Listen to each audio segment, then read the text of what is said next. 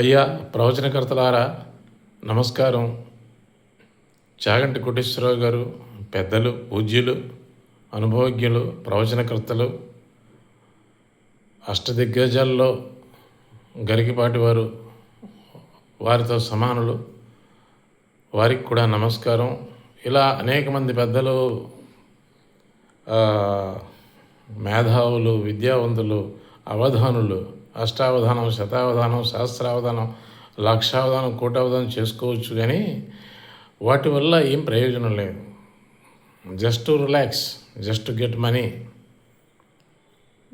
మామూలు వస్తే జనాలు టికెట్లు కొంటారు, టికెట్లు కొనుక్కుంటారు, తర్వాత ఇవన్నీ మామూలే. మనకన్నీ తెలియని విషయాలు ఏమి లేవు, అన్నీ తెలుసు. మరి వాట్సాప్ అందరికీ ఉంది, జెమినీ ఉంది, చాట్ జీపీటీ ఉంది, ఏఐ వచ్చేసింది. ఇంకెందుకు ఈ ప్రవచనాలు చెప్పండి? ఏ ప్రవచనం ఏం కొట్టినా వచ్చేస్తుంది. మహాభారతం, రామాయణం అన్నీ వచ్చేస్తాయి. ఇప్పుడు జనరేషన్కి ఇవన్నీ నచ్చవు. మీరు ఏదో వస్తున్నారు చేస్తున్నారు అనుకుంటారు, కానీ చరిత్రలో మిగిలిపోతారు. ఏంటి ఈ డబ్బుల కలెక్షను, ఇవన్నీ ఈ టిక్కెట్లు కొనడాలు, ఇవన్నీ దేనికి? పాద పూజ, ఇవన్నీ అవసరం లేదు కదా. అవసరమా చెప్పండి? హాయిగా ఏదో ఫారెన్ టూర్ వెళ్ళేసి హాయిగా కాలక్షేపం చేసుకోవచ్చు. విమానాలు ఎక్కండి, తిరగండి, ఎవరు వద్దున్నారు? Happy, you have enough money, so enjoy it. మీరు జనాలకి ఏం చెప్తారు? ఏవో మంచి మాటలు చెప్తారు. మంచి మాటలు చెప్పడం, కానీ ఎవరు పాటిస్తున్నారు? ఫాలోవర్స్ చెప్పండి, ఎవరు ఫాలోవర్స్? ఏదో ఉపదేశం ఇచ్చారు, మంత్రోపదేశం చేశారు. ఆ మంత్రాన్ని ఎవరైనా పఠిస్తున్నారా? ఎంతమంది పఠిస్తున్నారు? ఎంతమంది పండితులు అయ్యారు? ఆ పండితులు ఇప్పుడు తెలుగు మంచిదే, తెలుగు భాషకి నేను ఏమి అనడం లేదు. తెలుగు భాషలో మీరు గొప్పవారు, ఉద్దండ పండితులు. సరే, మీ విషయం అలా ఉంచితే ఇక డైటీషియన్స్ సంగతి చెప్పక్కర్లేదు. వాళ్ళు ఇష్టం వచ్చినట్టు ఒకరు కొబ్బరి నూనె తాగమంటాడు, ఇంకొక అతను అన్ని కార్బోహైడ్రేట్స్, అన్నం కార్బోహైడ్రేట్స్ అంటాడు. అన్నం కార్బోహైడ్రేటు, కొర్రలు, సామలు, ఇంకొకటి చెప్తాడు సామలు, కొర్రలు తినండి, సామలు తినండి, అది కార్బోహైడ్రేట్సే. కార్బోహైడ్రేట్స్ పర్సంటేజ్ తక్కువ ఉండొచ్చు అనేది. జొన్నలు, రాగులు, పూర్వం ఏం తినేవాళ్ళు చెప్పండి? చెద్దన్నం. అప్పుడేంటి? ఇప్పుడు ఆర్గానిక్ అంటూ ఏది లేదండి. మీకు తెలియదేమో, పొలాల్లో అన్నిట్లో యూరియా, డిఏపి అన్నీ, ఇంకా మనకి తెలియని అనేకమైనటువంటి కృత్రిమ ఎరువులు కలిపేస్తున్నారు. పొలం అంతా, భూమి అంతా పోయింది ఇప్పుడు. అప్పుడులా సారవంతమైన భూములు కావు. తర్వాత మనం తినే తిండి కూడా అలాంటిదే, వాటి నుంచే కదా మనకి వస్తుంది ఈల్డింగ్ అంతా. వేర్ వీఆర్ గెటింగ్ ఈల్డ్ చెప్పండి. ఇప్పుడు కోళ్ళ ఫార్మ్ ఉంది, కోళ్ళ ఫార్మ్లో కోడి గుడ్డు పెడుతుంది, రోజు గుడ్డు తినమంటుంది గవర్నమెంట్ పిల్లలకి. ఆ గుడ్డు ఎక్కడి నుంచి? కోడి నుంచి వస్తుంది. ఆ కోడి ఏమి తింటుంది? మనం వేసే ఈ ఫార్ములకు కోడి మందులు వేస్తుంటారు. అవి వేగం పెరిగిపోవాలి, గుడ్డు దశకు వచ్చేయాలి. అవి 40 రోజుల్లో కోడి పెరిగిపోవాలి. చికెన్ తినాలి. డాక్టర్ అంటాడు చికెన్ తిను, గుడ్డు తిను. ఏం బలం వస్తుంది? ఆ మందులే మనకు ఎక్కుతున్నాయి. అందుకే ఈరోజు ఇన్ని రకాల జబ్బులు అన్నీ మీకు తెలియదు. వీటి కోసం చెప్పండి, ప్రచారం చేయండి.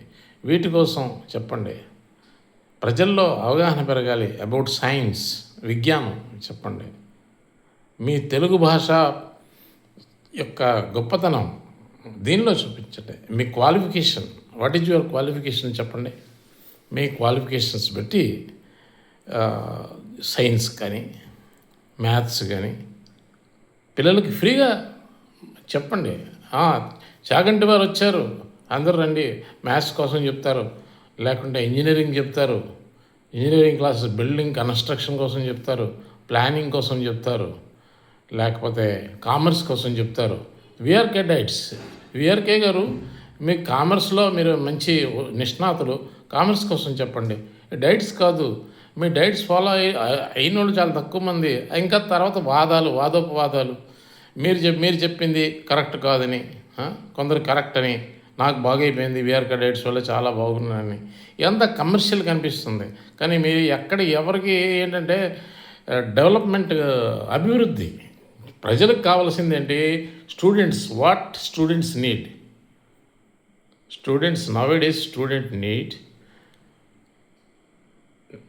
సైన్స్, దట్ మీన్స్ నాలెడ్జ్ పెరగాలి వాళ్ళు. వాళ్ళు విద్యావంతులు ఎలా అవుతారు?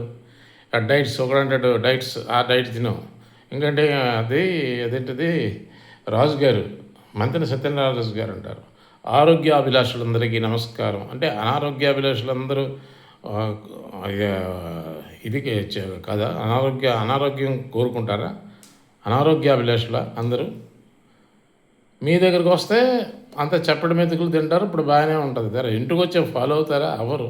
దీనికోసం కమర్షియల్ అయిపోయిందండి రాజుగారు, విఆర్కే గారు. కమర్షియల్ అయిపోయి you made it commercial mind పెట్టి ఆలోచిస్తున్నారు ప్రతి ఒక్కరు. ఈవెన్ తెలుగు తీసుకోండి, గుళ్ళు గోపురాలు, అందరూ మొక్కుబళ్ళు. ఆ ఫోటో పెట్టేస్తే మీకు అది వచ్చేస్తుంది, ఈ ఫోటో పెడితే అది వచ్చేస్తుంది, అన్నీ బోసట్లు, అంతా బుల్షిట్ అంతా. అందుకోసం మనం ఇంకా వెనకబడి ఉన్నాం. మనం ఏంటంటే విజ్ఞానం నమ్ముకోలేదు. ఇంకా ఏదో మాయా మంత్రాలు, లేకపోతే ప్రవచనాలు వింటాం, పాద నమస్కారాలు చేస్తే అదైపోతుంది. లేకపోతే 40 రోజులు దీక్ష, అయ్యప్ప దీక్ష, భవానీమాల, తర్వాత అది అలలుయ్య అంటే దేవుడు బాలేస్తాడు, తర్వాత సాయిబు తావీజులు ఇస్తాడు. సాయిబే తావీజు ఇవ్వాలి, మన తావీజులు పనికిరావు కదా.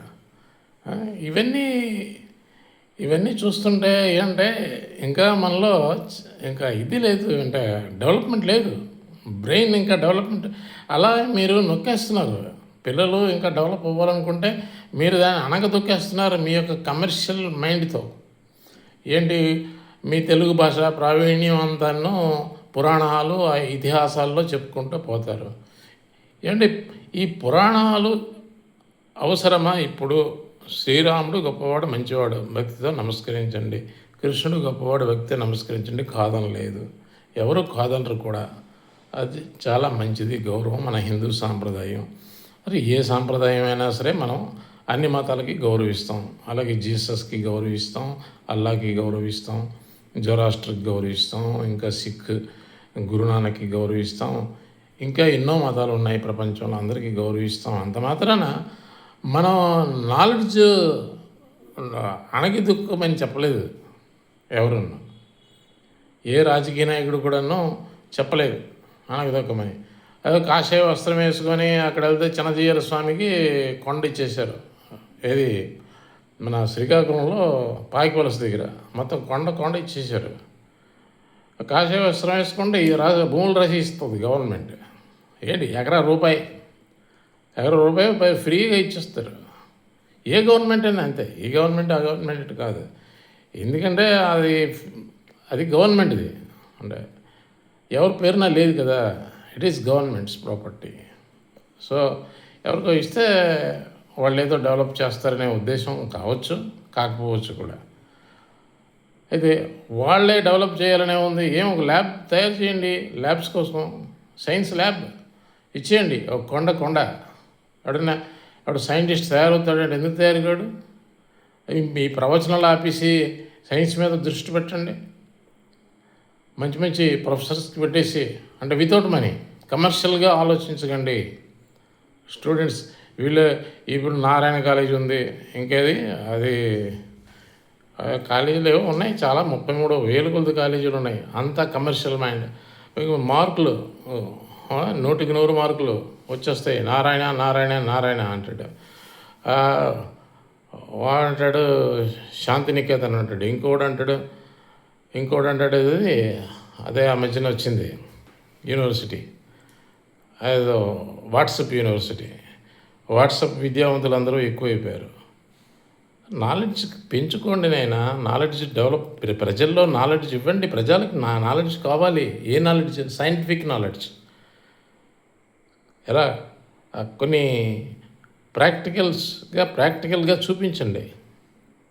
చూడండి ఎంతమంది వృత్తి నైపుణ్యం కావాలి, మేధరోళ్ళు ఉన్నారు, వాళ్ళకి వెదురుబుట్టలు అలగలరా ఈ ప్రవచనకారులు, లేకుంటే డైటీషియన్స్?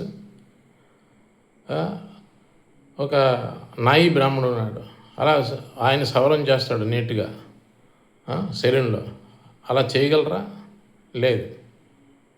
అలాంటివి వృత్తి విద్యలు అలాంటివి చాలా చాలా ఉన్నాయి. ఒక వెల్డింగ్, ఒక టెక్నికల్ నాలెడ్జ్, ఒక బిల్డింగ్ ప్లాన్ ఎందుకు గీయలేరు? పూర్వం ఉండేవాళ్ళండి, ఎప్పుడో క్రీస్తు పూర్వం ఉండేవారు అంటే కాదు, ఇప్పుడు తయారవుతారు. వృత్తి విద్యా నైపుణ్యం ఫ్రీగా చూపించాలి, గవర్నమెంట్ కాదు, స్వచ్ఛందంగా రావాలి. స్వచ్ఛందంగా వీళ్ళు అన్నదానం చేసేస్తారు. ఎందుకంటే అన్నంలో కార్బోహైడ్రేట్స్ ఉంటాయి. ఏం చికెన్ దానం చేయొచ్చు కదా, రోజు చికెన్ తినిపించవచ్చు కదా, అది కాస్ట్లీ. అంటే మన బియ్యం, రేషన్ బియ్యం దొరికిపోతున్నాయి రూపాయి కేజీ, లేదా గవర్నమెంట్ సబ్సిడీ ప్రైస్ ఇస్తుంది. ఈ రైస్ మిల్లర్స్ కూడాను పోనీలే ఏదో వాళ్ళకి దొరికిన లాభంలో కొంత ఇది అన్నదానం చేస్తారు. అన్నం పెట్టేస్తే కార్బోహైడ్రేట్స్ వచ్చేస్తాయమ్మా. అన్నంతో పాటు అన్నం కొంచెం అయితే తినొద్దని లేదు, అన్నంతో పాటు మంచి మంచి కూరలు పెట్టాలి. ఒట్టి చికెన్ పెట్టండి, చికెన్ దానం చేయండి, గుడ్లు దానం చేయండి, గుడ్డు ఉడకబెట్టిన గుడ్డు ఇవ్వండి జనాలకి, యాపిల్స్ ఇవ్వండి, వాల్నట్స్ ఇవ్వండి, బ్రాజిల్ నట్స్ ఇవ్వండి. అది చూపించండి మీ యొక్క ఫైనాన్షియల్ స్టేటస్. అంతేగాని అన్నం ఇంత గరిటెలతో పోసేస్తారు. అన్నం ఇంత చారు, సాంబారు, వంకాయ కూర ఇలాంటివి ఉంటాయి కదా. ఎందుకండి? ఏమంటే దానం చేసామని చెప్పకుండా అన్నదానం చేశాను, అన్నదానం చేస్తున్నారు ఎమ్మెల్యే గారు, అన్నదానం చేస్తున్నారు ఎంపీ గారు, అన్నదానం చేస్తున్నారు ఆ జమీందారు గారు. దానం ఎవరు చేయమన్నారు? దానం ఏంటండి? దానం అంటే వాళ్ళు దానం అంటే తిన్నోళ్ళందరూ అడుక్కు తినేవాళ్ళు అనుకుంటున్నారా? దానం అసలు అన్నమే రోజు తినకూడదు. డాక్టర్లు కూడా చెప్తున్నారు కదా. దానికోసం ప్రవచనాలు చెప్పండి. డైటీషియన్స్ మీరు కామర్స్లో గ్రాడ్యుయేట్ అయ్యారు, మీరు డైటీషియన్ కోర్సు నేర్చుకున్నారు, దానికోసం చెప్తున్నారు, అది కమర్షియలైజ్ చేశారు, దానివల్ల చాలామంది బాగుపడ్డారని చెప్తున్నారు. మంచిదే. మరి డాక్టర్లు చెప్పే వాదన కోసం ఏం చేయాలి? డాక్టర్లు కూడా వాదిస్తున్నారు కదా మీరు చెప్పింది తప్పని. అంటే మిమ్మల్ని ఒక్కళ్ళని అనడం లేదు, జనరల్గా ఐటీసీని జనరల్ అంటున్నాను. మీ యొక్క ఏ సబ్జెక్టు ఆ సబ్జెక్ట్ కోసం మీరు దానికోసం చెప్పండి, నాలెడ్జ్ ఇవ్వండి. సరే, మీరు కమర్షియల్గా ఏదైనా లో గ్రేడ్లో ఉంటే దాన్ని డెవలప్ చేసుకోవడానికి ఏదో చేస్తున్నారు, చేయకుండా తప్పదు, మీ వృత్తి ధర్మం కదా. దాంతోపాటు మీ సబ్జెక్టులో నిష్ణాతులు కదా, ఆ సబ్జెక్ట్ కోసం చెప్పండి ఫ్రీగా. స్టేజెస్ ఓపెన్ స్టేజెస్ చాలా ఉన్నాయి, ఎక్కడ పడితే అక్కడే ఉన్నాయి.